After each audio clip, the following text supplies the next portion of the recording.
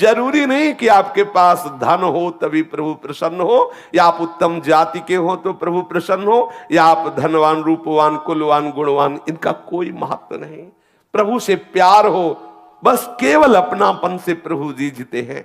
एक बहुत महिमा में प्रसंग आता है, एक बंधु महंती नाम के भक्त हुए हैं, बहुत ही गरीब, ये भीख मांग करके अपने परिवार का गुजारा करते। ये उड़ीसा के याजपुर गांव के थे, इनको बंधु महंती कहते थे। प्रायः इनका उदर पोषण केवल भिक्षा से ही होता। 2-4 घरों में जाते, मांगते, जो कुछ मिलता उसी से परिवार चलता। पर जहां सत्संग होता है वहां जाया करते। सत्संग के प्रभाव से इनके मन में एक बात बैठ गई कि जीवन का उद्देश्य भगवत प्राप्ति करना। तो वैसे ही धन संपत्ति भोग सामग्री से रहित थे, तो कोई भोग वासना, कोई धन आदि का अभिमान, ये जो दोष बुद्धियां, ये तो इनके हृदय में स्वाभाविक नहीं थी, क्योंकि भिक्षा मांगते थे तो दैन्यता थी। और सत्संग से बात बैठ गई कि जीवन का परम लाभ है भगवत प्राप्ति करना, तो ये उतना ही मांगते थे जितना उदर पोषण के लिए, परिवार के लिए आवश्यक था। ऐसा नहीं कि भिक्षा मांग रहे तो बहुत सारा मांग लिया और खूब बेच करके उससे भोग सामग्रियां ला रहे, नहीं, जितने से उदर पोषण होता उन 4-6 घरों में मांग लिया, मिला तो मिला, नहीं तो उपवास कर लिए, और एकांत में खूब नाम कीर्तन करते। प्रत्येक साधक को अपनी दिनचर्या में ऐसा समय रखना चाहिए, वो 1 घंटा, आधा घंटा, जिसमें नाम कीर्तन हो, अति आवश्यक है। नाम कीर्तन 24 घंटे में अपनी उपासना पद्धति में, दिनचर्या में जरूर रखना चाहिए। अगर 2-4 उपासक साथ हो तो और अच्छा, नहीं है तो अपने को एकांत में बैठकर स्वयं नाम कीर्तन करना चाहिए। कोई संगीत आता है तो ठीक है, नहीं आता तो अपने पास संगीत है, तालियां बजा बजा करके नाम के, बहुत जल्दी प्रभु प्रसन्न होते हैं नाम कीर्तन से, तालियां बजा। ये बहुत सुंदर सिद्धांत है कीर्तन का। कीर्तन से भगवत कृपा बहुत जल्दी हृदय में स्फुरित होती है, जरूर करना चाहिए कीर्तन। वो अकिंचन बंधु महंती जी, अगर भिक्षा में कुछ मिला तो भगवत अर्पित करके पा लिया, और एकांत, भिक्षावृत्ति से जीते, एकांत में बैठ करके नाम कीर्तन करते, नाम जप करते। अटल विश्वास होने लगा प्रभु में। नाम कीर्तन के प्रभाव से प्रगाढ़ हृदय में विश्वास प्रकट होने लगा। अब अपनी स्त्री को भी कहा कि देखो, मेरे हृदय में बात आती कि तुम यदि हमारी पत्नी हो, अर्धांगिनी हो, तो हमारी वास्तविक अर्धांगिनी बनो। हमारे हृदय में बात बैठ गई है कि भगवत प्राप्ति ही जीवन का परम लाभ है, तो तुम जैसा हम भजन करते वैसा ही करो, तो तुम हमारी सच्ची अर्धांगिनी होगी। वो पतिव्रता थी, पति की आज्ञा के अनुसार उनके साथ कीर्तन में बैठने लगी। वैसे ही नाम, और ऐसा ही सबको करना चाहिए। अपने परिवार में अपने संबंधियों को भगवान नाम कीर्तन, भगवान नाम जप, भगवत सेवा के लिए प्रेरित करना चाहिए। भले वो हमारी अवहेलना करे, भले वो हमारा उपहास करे, अगर वो हमारी प्रार्थना से 5 मिनट भी भजन करने लगेंगे तो मंगल होने लगेगा। अगर वो 1 माला भी करने लगे तो हम बाजी जीत गए। हमारे परिवार के बच्चे, रिश्तेदार, नातेदार, मित्र, माता पिता, जो भी संबंधी है, अपने संबंध भाव से दुलार करते हुए उनसे प्रार्थना करें, 1 माला ही जप लो, थोड़ी देर 5 मिनट ही कीर्तन कर लो, थोड़ी देर बैठ करके भगवत चर्चा सुन लो, जिससे हमारा मनुष्य जन्म लेना सार्थक हो जाए। वही संबंधी है जो अपने संबंधी को भगवत प्राप्ति के मार्ग में लगाए। ये बंधु महंती ने अपनी पत्नी को प्यार से शिक्षा दी, जीवन का परम लाभ है भगवत प्राप्ति, उसको भी भजन में लगा लिया। अब इनके हृदय में दृढ़ विश्वास हो गया कि मुझे भगवान मिलेंगे। ये है कीर्तन और नाम जप और वैराग्य। अब उनके तो वैराग्य स्वाभाविक था, भिक्षावृत्ति से जीते बंधु महंती। अब पत्नी भी नाम कीर्तन और भजन, अब इनके हृदय में दृढ़ लालसा हो गई कि मुझे प्रभु मिलेंगे। ये बहुत बड़ी बात है, हृदय में दृढ़ता जाना, निश्चित अब मैं श्री जी के पास जाऊंगा। निश्चित मुझे श्री जी की सेवा मिले, ये निश्चित हो जाना हृदय में, बिल्कुल कोई संशय नहीं। तो पक्का समझो निश्चित प्रियालाल के समीप जाएगा, क्योंकि उसकी जो निश्चितता, जो विश्वास, जो दृढ़ता आई वो उन्हीं की तरफ से आई, उन्होंने स्वीकार कर लिया है। इनके हृदय में विकलता होने लगी, मुझे प्रभु मिलेंगे। अब वो विचार करने लगे कि मुझे ऐसे भगवत भक्तों का कृपा प्रसाद मिले जो प्रभु के अनुराग में डूबे हुए हैं, कैसे प्राप्त हो, कहां जाऊं। जब भगवत मिलन की लालसा होती है तो भक्त को एक हृदय में पिपासा जागृत होती है। जहां जहां पिय की बात सुने खोजत तिन गैनन, कहां प्रीतम की बात सुनने को मिलेगी। कोई प्रीतम का प्रेमी मिले जो मेरे प्रीतम के रूप को सुनावे, प्रीतम के गुणों को सुनावे, प्रीतम की आसक्ति की बातें सुनावे, मुझे वो प्रीतम का मार्ग बता दे जिससे मेरे प्रीतम मेरे नेत्र गोचर हो जाए। नाम कीर्तन करते हुए, नाम जप करते हुए, वैराग्य पूर्वक रहते हुए सत्संग का सेवन करने से हृदय में दृढ़ता आ गई कि मुझे प्रभु मिलेंगे। फिर कब मिलेंगे, विरह व्याकुलता प्रकट हुई। ऐसा लगने लगा कि अब मैं उनके बिना जी नहीं सकता, एक पल भर के लिए अब चैन नहीं है, बिना ठाकुर के मिले अब हृदय शीतल नहीं हो सकता। अब मुझे प्रभु का साक्षात्कार चाहिए। न माता पिता भाई बंधु कुछ अच्छा नहीं लग रहा, ऐसा लगता है सब त्रास देने वाले हैं।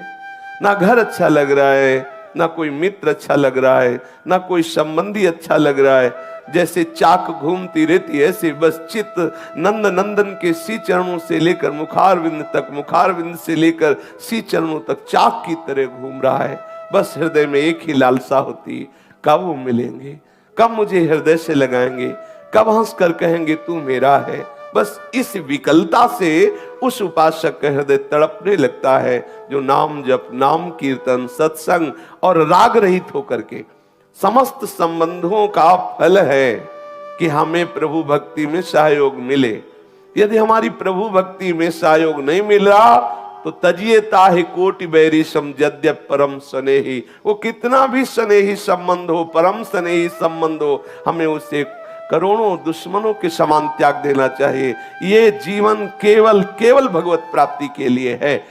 लोग हंसते हैं, श्याम स्नेही आई, अर्थात ये भक्त, देखो ये भगत है, ये भगवान के लोग हंसी उड़ाते हैं, लोग त्रास देते हैं, मैं सब कुछ सहूंगी, लेकिन हे नंद नंदन, हे कृष्ण, हे करुणा सिंधु, आप हमारे सामने आ जाओ, आप मंद मंद मुस्कुराते हुए तू मेरी है ऐसा कहो, मुझे हृदय से लगा लो। ऐसी विकलता प्रकट होने लगती है। वो बंधु महंती के हृदय में ऐसी ही व्याकुलता प्रकट हो गई। अब उसके हृदय में ये दावानल चैन नहीं लेने दे रहा है। जैसे किसी कंगाल के हृदय में बहुत बड़ी संपत्ति की चाह हो जा, उपाय कोई दिखाई न दे, ऐसे ही इसके हृदय में भगवत प्राप्ति की चाह और कोई ऐसा उपाय नहीं मिल रहा कि जिससे मुझे प्रभु मिल जाए। व्याकुलता, कोई ऐसा प्रेमी भागवत मिल जाए, कोई ऐसा राह बता दे, कोई ऐसी बात बता दे जिससे मेरे प्रभु रीझ जाए और मेरे नेत्र गोचर हो जाए। जिसके श्याम धनी है उसके बराबर धनी कौन हो सकता है, क्योंकि प्रतिपल वो श्याम धन का चिंतन करता रहता है। हालत ये है कि शरीर में जो कपड़ा है सैकड़ों गांठ लगी हुई है, फटा हुआ कपड़ा जो गांठों से जुड़ा हुआ है और शरीर दिखाई दे रहा है। ऐसा तो वो वस्त्र धारण किए, क्योंकि भिक्षावृत्ति से जीते हैं। घर में रज के पात्र है, एक टूटी सी झोपड़ी है और पत्नी, और कई कई दिन भिक्षा में अन्न भी नहीं मिलता, भूखे रह करके समय व्यतीत करना होता है, पर ये बड़े आनंद पूर्वक है। जिससे श्री देवर्षि नारद जी ने कहा कि जरूरी नहीं कि आपके पास धन हो तभी आप दान पुण्य करके भगवत सेवा करके भगवत प्राप्ति कर सकते हैं। देखो हालत है, बिल्कुल धन नहीं है, खाने के लिए भी नहीं है। अब उनके हृदय में ये भी कोई बल नहीं कि कोई उनको सहयोग कर सकता है, कोई उन्हें कर्जा दे सकता है, क्योंकि पता है मूल में कुछ है नहीं। तो जिसको पता होता है कि वो वापस नहीं कर सकता, वो कर्जा भी नहीं देता। उन्होंने अपनी पत्नी से कहा कि भाई मेरा जगत में कोई आत्मीय नहीं है, कोई स्वजन नहीं कि सहयोग करे, कई दिनों से भोजन भी नहीं मिला, पर एक मेरे मित्र है जो बहुत धनी है, अगर तुम साथ दो और अपने मित्र के यहां हम तुम्हें ले चले तो वहां भूखे नहीं रहना पड़ेगा। बहुत धनी है और बहुत कृपालु है और हमारा उनसे परिचय है, वो हमें बहुत प्यार करते हैं, चलोगी हमारे साथ? क्योंकि यहां तो कोई अपना है नहीं, इस याजपुर गांव में कोई मुझे प्यार करने वाला नहीं। मेरा एक मित्र है जो बहुत धनी है, मुझे बहुत प्यार करता है, वहां तुम्हें भूखे नहीं रहना पड़ेगा, कोई परेशानी रहेगी। पर 5 दिन का रास्ता है, हम लोग यदि धैर्य पूर्वक चले तो हमारे मित्र की कृपा प्राप्त होगी, सारी भूख सदा सदा के लिए मिट जाएगी। और उसका नाम बहुत मीठा है, यदि हमारा नाम है बंधु महांती तो उसका नाम है दीन बंधु। बहुत कृपालु है, बहुत दयालु है, हमें चलना चाहिए। पत्नी से कहा मुझे इस गांव में नहीं रहना। अब सती स्त्री पति के अधीन चलने वाली, कई दिनों से भोजन नहीं मिला, उसने कहा 5 दिनों का रास्ता है, कैसे चल पाएंगे, क्योंकि पेट में तो भोजन नहीं है, लेकिन आपकी आज्ञा है, हम जरूर चलने का प्रयास करते हैं। जो समस्त दरिद्रता और दुखों का हरण करने वाले हैं, उन प्रभु के दर्शन के लिए बंधु महांती के हृदय में वेदना हुई और वो अपने नगर से चल पड़े। एक छोटी लड़की भी थी, एक बच्चा, दोनों को कांधे पे बैठाला, पत्नी को साथ लिया और जब बहुत विकलता होती क्षुधा की तो पानी पिला देते या कोमल कोमल पत्ते लाते, अपने बच्चों को पत्नी को देते, इनको खा लो, भगवान कृपा करेंगे, हमारे भी दिन बदलेंगे, धैर्य पूर्वक हमारे मित्र के पास चलो। देखो जो भक्त होते हैं उनको हर परिस्थिति में अपने प्रीतम ही याद आते, जैसे सुदामा जी ने अपनी पत्नी से कहा था, है हमारे एक मित्र द्वारिकाधीश हैं, बहुत बड़े हैं, आप चिंता मत करो। गए तो देवराज इंद्र से भी बढ़कर के संपत्तिवान बना दिया, सुदामापुरी की रचना कर दी। भक्त का जो कुछ भी, जैसी भी परिस्थिति, वो सब प्रभु होते हैं, केवल प्रभु की स्मृति रहती है। आप देखो कई दिनों से भोजन नहीं मिला, 5 दिन की यात्रा है, पत्नी और बच्चे भूख के कारण चल नहीं पा रहे हैं, तो कोमल कोमल पत्ते लाते वृक्षों के और कहते खा लो, पानी देते, इसी से काम चला लो। चलते हैं, हमारे मित्र बहुत हमें प्यार करते हैं, वो दुलार करेंगे। बंधु की जो पत्नी और पुत्र वो कोमल पत्ते खाते, बंधु मन ही मन रोने लगता, हे घट घट के वासी, हे अंतर्यामी, मैं तो सह सकता हूं, मेरे बच्चे मेरी पत्नी ये कैसे कष्ट में हैं, प्यारे इतनी कृपा कर दो कि मैं आप तक पहुंच जाऊं। ऐसा ना हो कि मैं यात्रा ही ना पूरी कर पाऊं, अंदर से वो विकल हो जाता है, बस मुझे प्राण निकल जाए, बस आपके दर्शन करते ही तो कोई परवाह नहीं, लेकिन आप तक पहुंच जाऊं इतनी सामर्थ्य देना, बच्चों में और पत्नी में और मेरे में भी। दर्शन करने की एक लालसा मुझे जीवित रख रही है। मैं मृत्यु के भय से भयभीत नहीं हूं, लेकिन तुम्हें बिना देखे मृत्यु आ जाए तो मुझे अच्छा नहीं लगेगा। एक बार तुम्हें देख लूं, फिर भूख से भी प्राण निकल जाए तो कोई बात नहीं है। अन्न ना मिलने के कारण मैं नहीं रो रहा हूं, मैं इसलिए रो रहा हूं कि मैं आप तक पहुंच जाऊं। हे विश्वंभर, जल थल स्थल कोई ऐसा नहीं जहां तुम ना हो, मेरे को सामर्थ्य देना। बिल्कुल धन नहीं, देखो खाने को भी नहीं है, लेकिन हृदय में प्रभु के ही मिलन की चाह है। विश्वंभर, तुम्हें पाकर के ही हम धनवान हैं, तुम्हें अपना मान करके ही हम आनंदित हैं। भले हमारे प्राण भूख से विकल होकर निकल जाएं, मुझे इसकी परवाह नहीं, एक बार मुझे मिल जाओ, इतनी सामर्थ्य दे दो कि मैं एक बार तुम्हारे दरबार तक पहुंच जाऊं। ये यद्यपि मैं ये कहने का अधिकारी नहीं हूं, क्योंकि भांति भांति के जन्म जन्मांतरों में पाप किए हो, पर स्वामी तुम मेरे हो ना, तुम मेरी त्रुटियों को क्षमा करके, मेरे अपराधों को क्षमा करके, हे विश्वंभर मुझ में इतनी सामर्थ्य दो, मैं आप तक पहुंच जाऊं। मेरे नाथ, आज मनमोहिनी छवि देखने के लिए मेरा मन व्याकुल हो रहा है। मैं कैसे शीघ्र से शीघ्र तुम्हारे श्री चरण कमलों का दर्शन पाऊं। मैं समझूंगा कि ये जो मुझे परिस्थिति आई है, इस परिस्थिति की कृपा से मिलन की चाह हुई है, मैं इसे ऐसा नहीं मानूंगा कि आपका हो करके ऐसी दशा को प्राप्त हो। मैं समझ रहा हूं ऐसी दशा को प्राप्त हो तभी मैं आपका हुआ हूं, इसलिए ये भी मैं कृपा मानूंगा। हे सुर मुनि वंदित चरणारविंद वाले प्रभु, मुझे एक बार ऐसी सामर्थ्य दो कि मैं आप तक पहुंच जाऊं। वो स्त्री बच्चों को साथ लेकर के, फटे पुराने कपड़े हैं और मिट्टी का पात्र हाथ में है, बच्चों को लिए हुए आगे बढ़ रहा है।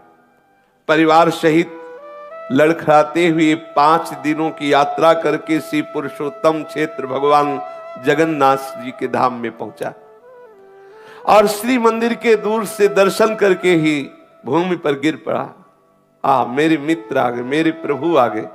और प्रभु का स्वभाव जो जैसे प्यार करता है उसको वैसा ही अनुभव कराते। दूर से ही जगन्नाथ जी के दर्शन करके साष्टांग लेट गया, वहां भूमि में लौट रहा। ओ कृपालु प्रभु के दर्शन हो गए। अपनी पत्नी से कहा, देखो देखो ये मेरे यार हैं, जिनके लिए मैं कह रहा था ना कि मेरे मित्र, ये हमारे मित्र हैं, ये हमारे प्रीतम हैं, ये हमारे दीन बंधु स्वामी हैं। अब पत्नी के हृदय में उतना अनुराग तो नहीं है, पर इस बात से सुख मिला कि अब यहां भरपेट भोजन भी मिलेगा, भक्तों का संग भी मिले, और इसको कि मेरे प्रभु ने कृपा की, मुझे सामर्थ्य दी कि यहां तक आ गया। अब मैं अपने यहां प्राण छोड़ूंगा, अब मुझे यहां आनंद मिलेगा, क्योंकि प्रभु के चरणों में प्राण छूटे इससे बढ़कर क्या लाभ। प्रभु का धाम है, सामने प्रभु है, फिर तो प्राण भी छूट जाए कोई परवाह नहीं। अब वो देखते देखते ही थोड़ी देर दर्शन हुए, सिंह द्वार के सामने आकर आनंद आवेश में मगन है। कौन पूछता है उसको? पत्नी पुत्र फटे पुराने कपड़े एक कोने में खड़े ठाकुर जी को देख रहा है। सिंह द्वार पर बड़ी भीड़ है, बच्चे भूख से व्याकुल है, पत्नी भूख से व्याकुल है। वो भगवान के दर्शन करके खड़ा है। थोड़ी देर में देखा पट बंद हो गए, कोई पूछ ही नहीं रहा, कौन पूछे। उसने अपनी पत्नी से कहा, धैर्य रखना, मेरे मित्र बहुत लोग आए हुए हैं ना, उनसे मिल रहे हैं। पत्नी से कहा, आओ पीछे चलते हैं। मंदिर के दक्षिण की ओर जहां से जगन्नाथ जी के प्रसादी का धोवन, जैसे पात्र आदि धोए गए तो फेन आदि निकलता है पीछे से, उस नाले के पास गए, उसे पेज नाला कहते हैं। वहां जाके बैठे और कहा कि देखो चिंता मत करो, स्वामी के घर आ गए हो ना, अब चिंता की बात नहीं है, और बहुत करुणामय है। देखो ऐसा करते हैं ना, बहुत भूख लगी है ना, इसमें जगन्नाथ जी के पात्र धोए जाते हैं, प्रसादी पात्र धोए जाते हैं, ये पानी वहीं से आता है, अपने लोग पीते हैं और आनंद से बैठकर यहाँ कीर्तन करते हैं। कितना धैर्यवान भक्त है। अब उसी जो ठाकुर जी की प्रसादी जल वहां से निकलता है, पात्रों का प्रक्षालन का, उसी का फेन आदि लेकर ऐसे बच्चों को पवाता है, पत्नी को पवाता है और स्वयं लेता है। बोला देखो कल सुबह जब मंदिर खुलेगा ना, तब प्रभु के दर्शन होंगे, कुछ ना कुछ प्रसाद मिलेगा धैर्य पूर्वक, और वो प्रसादी जल पीता है। देखो हम लोग कितने भाग्यशाली हैं कि प्रभु का प्रसादी जल पीने को मिल रहा है। धैर्य बनाता है और आनंद मगन हो जाता है, पेट भर करके वही जल पीता है। अब कौन उसे देखे? वो पीछे एकदम एकांत नाले के पास बैठा, वो आनंद मगन होकर के प्रभु का चिंतन कर रहा है। पतिव्रता के मन में बात आ रही है कि ठीक है, इनके मित्र कैसे हैं वो तो मुझे पूरा परिचय नहीं, लेकिन मुझे मित्र कैसा मिला ये मुझे परिचय है। मुझे कैसा पति मिला, कैसा अनुरागी पति मिला, कैसा धैर्यवान मिला। देखो ये है प्रीता। और उन्होंने कहा कि आप बिल्कुल धैर्यपूर्वक रहिए, मुझे बिल्कुल कोई कष्ट नहीं है, आप जिसमें राजी है मैं उसी में राजी हूं। वो हड़िया से भर भर कर वही जल निकालता है, बच्चों को पिलाया, अपना पिया खूब पेट भर करके, और कहा तुम सो जाओ, यहीं सो जाओ, सुबह जब पट खुलेंगे ना तब दर्शन करेंगे और तब कुछ न कुछ प्रसाद मिलेगा ही। अब इतना भाव ठाकुर जी देख रहे हैं, एक एक क्षण की बात। गुरुदेव भगवान कहते तुम चिंता मत करो, तुम्हारे एक एक सेकंड की बात ठाकुर देख रहे हैं, एक एक सेकंड का हिसाब अनंत गुना बढ़ा कर देंगे। तुम धैर्य पूर्वक रहो। ऐसा मत समझो कि तुम विषयों की जलन को सहकर भजन कर रहे हो, तुम ठंडी गर्मी अपमान सब सहकर भजन कर रहे हो, कोई तुम्हें देख नहीं रहा। नहीं, ठाकुर देख रहा है। एक एक सेकंड का हिसाब अनंत गुना बढ़ के देगा। खुद तुम कहोगे निहाल हो गए। देखना, थोड़ा धैर्यवान रहिए। अब वो प्रभु की प्रसन्नता के लिए वहां बैठा हुआ नाम कीर्तन कर रहा है और भाव अंदर अंदर की, हे नाथ, तुम्हारे चरणों को मैं बार बार नमस्कार करता हूं। मैं कितना अधम जीव हूं, लेकिन आपने मुझे धाम बुला लिया, बिल्कुल अपने महल के समीप रखा। तुम चराचर में व्याप्त हो, समस्त जीवों के मनोरथ पूर्ण करने वाले हो। मुझे पता है कि तुम्हारे सिवा कोई करता नहीं है। मेरे मन में कोई कामना नहीं कि मैं किसी कामना से तुम्हें ये प्रार्थना कर रहा हूं, पर प्रभु आप कृपा करो, मेरी पत्नी को ये विश्वास हो जाए कि तुम मेरे मित्र हो, तुम मेरे हो। कहीं ऐसा ना हो कि इसके मन में आने लगे कि मुझे बहला फुसला रहे, कहीं कोई भगवान नहीं, देखो यहां भी आए तो कितना कष्ट सह रहे हैं। नाथ, मुझे जितना चाहो कष्ट दे दो, लेकिन इसको विश्वास दिला दो कि आप हो। मुझे पता है आप हो, लेकिन इसको विश्वास हो जाए, क्योंकि ये मेरे ही आज्ञा से भजन कर रही है, कहीं इसका विश्वास टूट ना जाए। जगन्नाथ जी की भंडार गृह में ताला लगा हुआ है और ठाकुर जी अंदर विराजमान है, लेकिन प्रभु के लिए ना तो कोई दरवाजा है ना कोई ताला है। वो तो सर्वसमर्थ है। भक्त वत्सल प्रभु को नींद कहाने वाली वो तो सब सुन रहे हैं, जो पीछे वो प्रार्थना कर रहे हैं। प्रभु ने भंडार गृह से अपनी थाल उठाई और वहां कई कई दिनों का प्रसाद रहता है। भक्तों के समुदाय आते, सबको प्रसाद मिलता है। तो वहां कई दिनों का सुंदर सुंदर खूब प्रसाद अपनी थाल में, जो ठाकुर जी का भोग लगता है जिस थाल में, उसी में सजाया और सजा करके दरवाजों में सब बंद है, ताला लगा है, लेकिन उनके लिए क्या है, प्रभु बाहर आए एक ब्राह्मण का वेश धारण किए हुए और बोले कि याजपुर गांव से वो बंधु महंती नाम का कोई भगत आया है। आवाज दे रहे हैं पीछे। अब वहां रात्रि का समय कौन है, केवल वही तो पति पत्नी और बच्चे सहित है। वो एकदम हड़बड़ा के आंख खोलता है, सोचा कि मुझे कौन पुकारेगा, ये हो सकता है कि मेरे नाम वाला कोई और हो, बंधु महंती। परंतु फिर पुकारा, बंधु महंती, देखो प्रभु ने तुम्हारे लिए और साक्षात जगन्नाथ प्रभु है, प्रभु ने तुम्हारे लिए प्रसाद भेजा है। स्त्री को जगा के कहा कि ये मुझे ही पुकार रहे हैं क्या? हमें लगता है कि मुझे ही पुकार रहे हैं।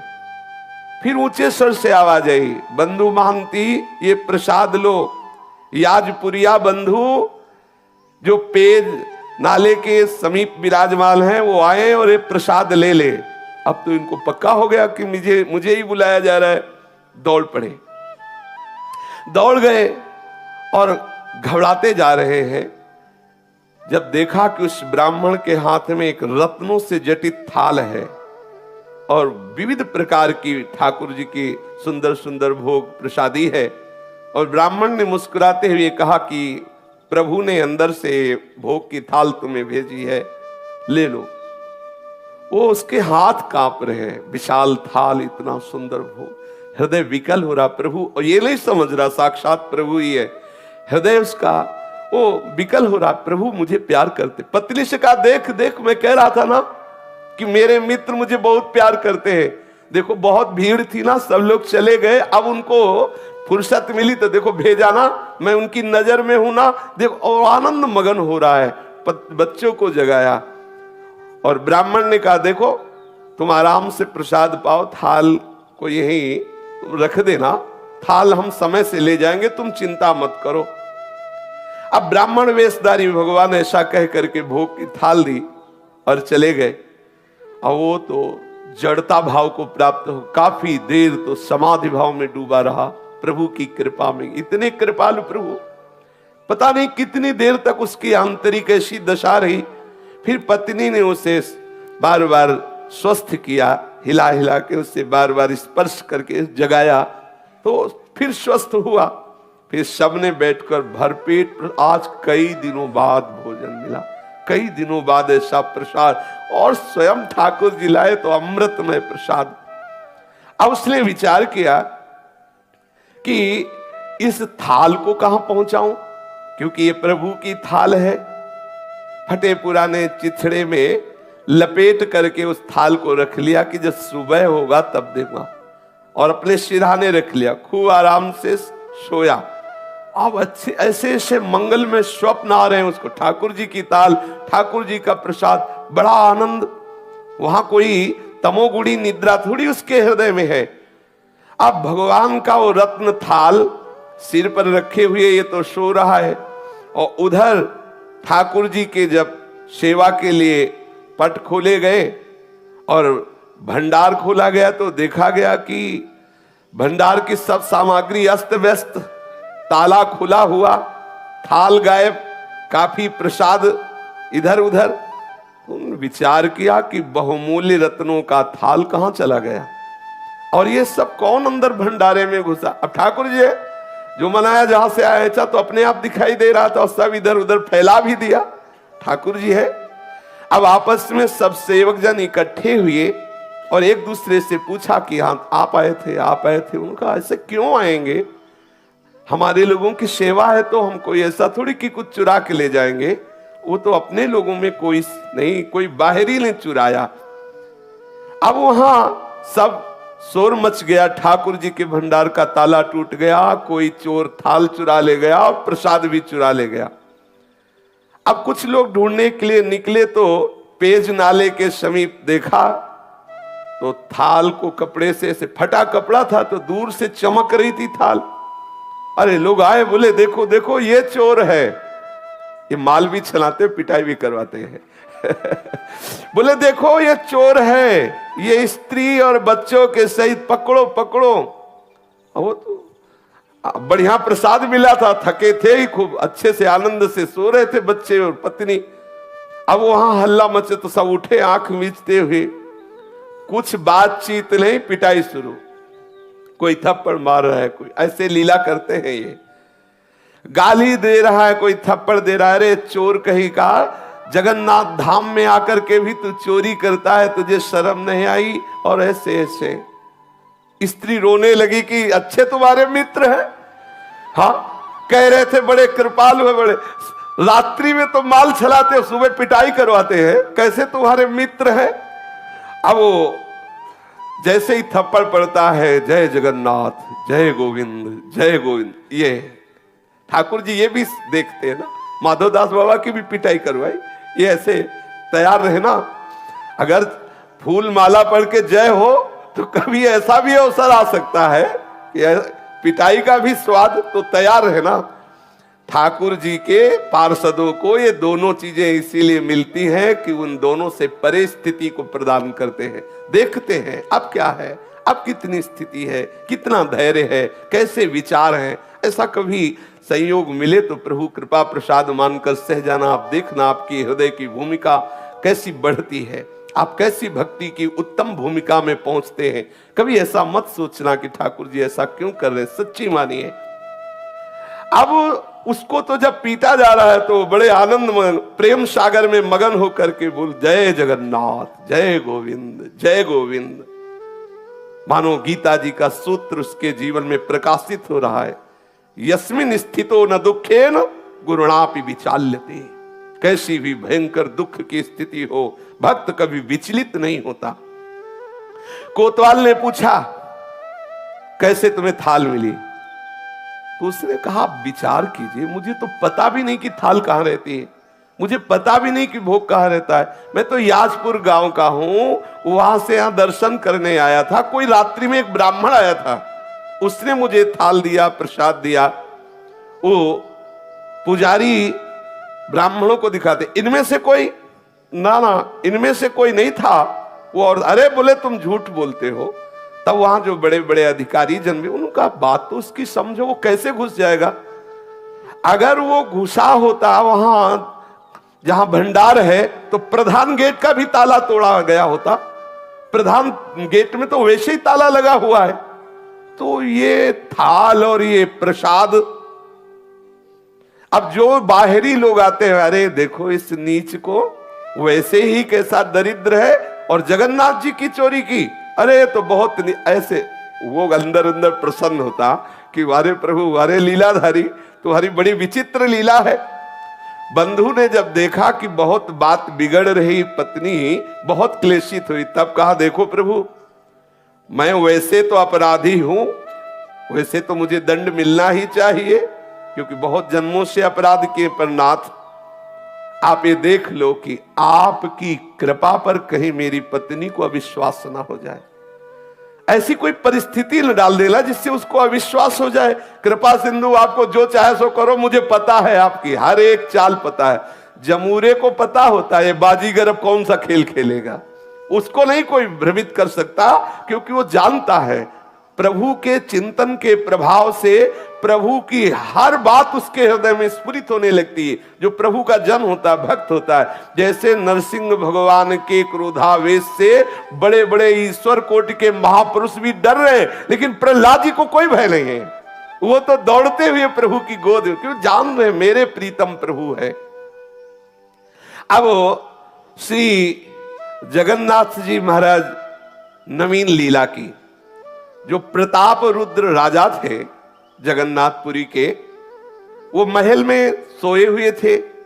जगन्नाथ प्रभु गए और कर्कश स्वर में कहा कि प्रताप रुद्र भी ये बहुत बड़े भक्त हुए हैं, महाप्रभु चैतन्य देव की कृपा प्राप्त हुई है। बोले कि तुम यहां चैन से सो रहे हो, मेरे भक्त को दुख दिया जा रहा है और तुम यहां शयन कर रहे हो। तेरे कर्मचारी उस भक्त की पूजा ना करके उसको गालियां दे रहे हैं और उसको पिटाई करने की सोच रहे हैं, उसको थप्पड़ भी मारे। जानते हो मैंने स्वयं थाल दिया है, मैंने स्वयं प्रसाद दिया है, और वो मेरा बहुत प्रेमी है, मेरा परम भक्त है। देखो जल्दी से जल्दी जाओ और क्षमा मांगो जाकर के, क्योंकि तुम राजा हो, तुम्हारे राज्य में यदि ऐसे भक्त का अपमान होता है तो तुम्हें हम दंड देंगे। क्योंकि अब बड़े लीला बिहारी, एक तरफ तो पिटवाई करा रहे और एक तरफ राजा से चरण पूजवाए, यही इनकी लीला है। यही बड़ी विचित्र लीला। कैसे वो कहां परिचय बना के कौन सी लीला करते हैं, ये किसी की समझ में आने वाली नहीं। तू भला चाहता है तो तत्काल जा और सम्मान पूर्वक प्रणाम करके, आज से हमारे मंदिर का हिसाब किताब का पूरा अधिकारी वही होगा। ठाकुर जी ने आदेश कर दिया। आज से नीलाचल नारायण का आदेश है। जगन्नाथ जी ने कहा मेरा आदेश है कि मेरे संपूर्ण मंदिर का हिसाब किताब उसके हाथ, उसी के दस्तखत से सब सारी बात होगी। इतना कहकर प्रभु अंतर्ध्यान में, राजा तो हड़बड़ा करके उठा, तत्काल पोशाक धारण की, घोड़ा मंगवाया और वहां पहुंचा और जाकर सबसे स्वप्न की बात कही और हाथ जोड़ करके प्रणाम किया साष्टांग बंधु महांती को। ध्यान से सुनिए, राजा ने साष्टांग प्रणाम किया और हृदय से लगाकर कहा जो कुछ भी आपके साथ हुआ हो हमें क्षमा कीजिए। और सबको आदेश किया कि जगन्नाथ जी का सीधा आदेश है कि आज से मंदिर का पूर्ण अधिकारी यही होगा, इसी के दस्तखत से सब होगा। अब वो तो हाथ जोड़े खड़े हैं, फटे पुराने कपड़े हैं, कैसा हृदय इनका दैन्य भाव से युक्त हो, कैसा पद दिया। राजा ने विनय की और कहा कि जो हमें प्रभु ने आदेश किया है उसे आप स्वीकार करें। आज भी बंधु महांती के कुल परंपरा से वही सेवा करते चले आ रहे। जगन्नाथपुरी का हिसाब किताब उन्हीं के दस्तखत से होता है, उसी बंधु महांती के जो लड़के बच्चे परिवार कुल परंपरा के आज भी वही है। तो जरूरी नहीं कि आपके पास धन हो तभी प्रभु प्रसन्न हो, या आप उत्तम जाति के हो तो प्रभु प्रसन्न हो, या आप धनवान रूपवान कुलवान गुणवान, इनका कोई महत्व नहीं। प्रभु से प्यार हो, बस केवल अपनापन से प्रभु जी जीते हैं। शेष चर्चा के श्री राधा वल्लभ लाल की।